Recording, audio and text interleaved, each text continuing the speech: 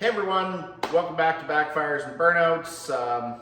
It's usually, especially this time of year, pretty hard to find content, and sometimes content finds you. So unfortunately, the old shop track water pump blew up, so I thought we'll make a quick little video about that. And you know, it's the old saying, if you get lemons, why not make lemonade? So anyway, here's a little video about fixing up the old shop truck.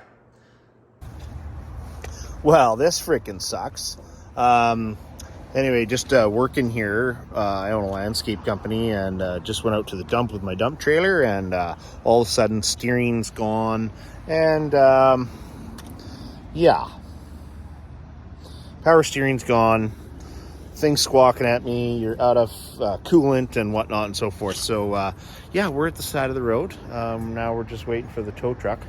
I'll spin you around here and show you what's happened. So anyway, you can see the belt's off here, and she's just covered in muck everywhere. But it's funny, the other day the truck started squeaking, and I thought that this idler pulley here was squawking because sometimes the bearings go in them. And anyway, now that there's coolant everywhere, I'm starting to think that wasn't the case. And if I reach down here, you can see this is the pulley for the water pump, and it is, oh, you can hear it. It's pooched, and it look at it shaking back and forth. So the water pump blew up. Great. Well, this is why you pay $157 a year and get your BCAA, because now they're going to tow me 8 kilometers back to the shop. And well, look at that. We got some more content. I guess we can fix that. So Jamie's just showed up in the other work truck, and we're going to tow this trailer home, and then I'll wait the hour or whatever for the tow truck, and that'll be that. Anyway, so I don't claim to be an expert or anything, but I would say that water pump has, the bearing in there has decided to eat itself. Your fan and pulley should not be moving around like that. So looks like we gotta dig a little deeper, get this water pump off, and get ourselves a new one. Yeehaw! So it took about 30 minutes to get this water pump out, and then the problem is getting this fan off. So this is a clutch fan, as you can see. It's not the old style with you know, the bolts on the front.